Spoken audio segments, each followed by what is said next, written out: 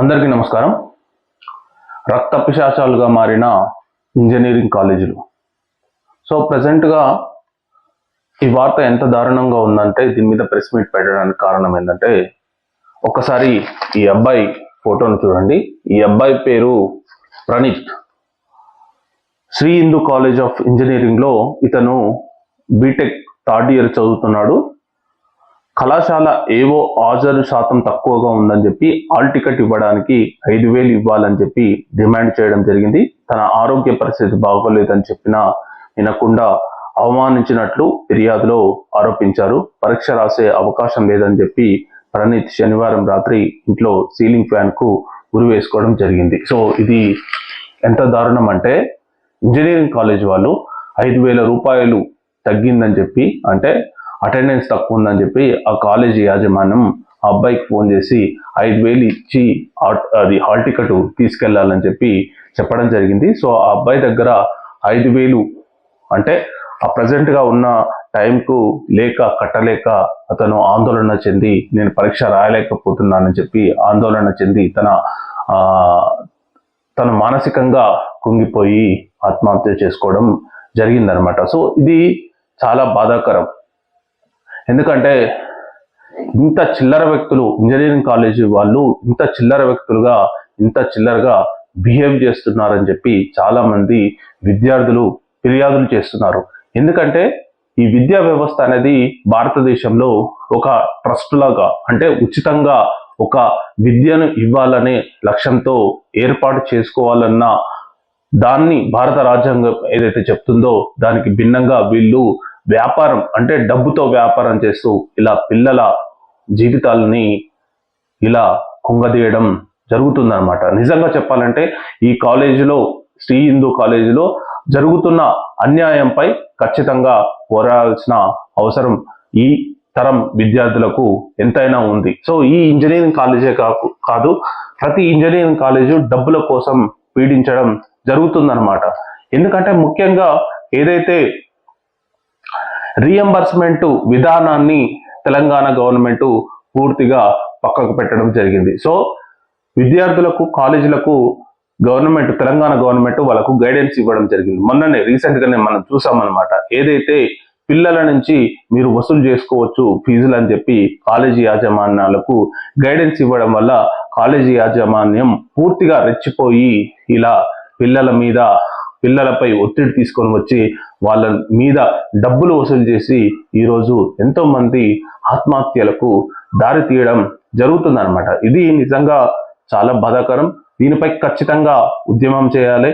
ఇలాంటి వ్యవస్థను అనేది పూర్తిగా మార్చాల్సిన అవసరం మనకే ఉంది. ఎందుకంటే ఈ హాల్ టికెట్ల వ్యవహారం అనేది పిల్లలకు ఒక దారుణంగా గురవుతున్న సమయం అన్నమాట. ఎందుకంటే ఎగ్జామ్స్ ఉంటాయి, వీళ్ళు హాల్ టికెట్ ఇవ్వరు, డబ్బులు కడితేనే హాల్ టికెట్ ఇస్తారు. ఇది కూడా పూర్తిగా అన్యాయంగా. సో అతనికి అటెండెన్స్ లేదని చెప్పి అతనికి 5,000 డిమాండ్ చేసి 5,000 కట్టి హాల్ టికెట్ తీసుకుపోమని చెప్పి అలా అడిగితే ఆ అబ్బాయి నైట్కు ఆరోగ్యం బాగలేక, అతని మానసిక పరిస్థితి బాగలేక ఈరోజు ఒక 5,000 రూపాయలకు ఈరోజు కాలేజీ యాజమాన్యం అతన్ని చంపిందని చెప్పి ఖచ్చితంగా నేను ఈరోజు చెప్పదలుచుకున్నాను అనమాట. సో ఈ విధంగా ఇలా డిమాండ్ చేస్తూ పోతే విద్యార్థులు ఎక్కడ పోవాలి?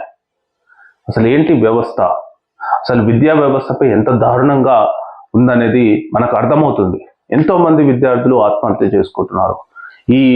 ఈ పరిస్థితులు, అంటే ఈ ఫీజుల వ్యవస్థ అనేది చాలా దారుణంగా ఉంది. ఎంతో మంది ఉద్యమాలు చేస్తున్నారు. అయినా నిమ్మకు నీరెట్టినట్టు ఈ ఇంజనీరింగ్ కాలేజు వ్యవస్థ అనేది చాలా దారుణంగా పడిపోయిందని చెప్పాలి. కేవలం డబ్బు కోసం విద్యార్థుల నుంచి విపరీతమైన డబ్బులు వసూలు చేసి వాళ్ళ పబ్బం గడుపుకుంటూ చలామణి, రాజకీయ నాయకులుగా పైకి చలామణి అవుతూ లోపట ఇలా విద్యా వ్యవస్థతో ఆడుకుంటున్నట్టు ఖచ్చితంగా ఇది వ్యవహారం అనేది బయటికి తీయాలి. ఈ కాలేజీ యాజమాన్యం ఓనర్ ఎవరు?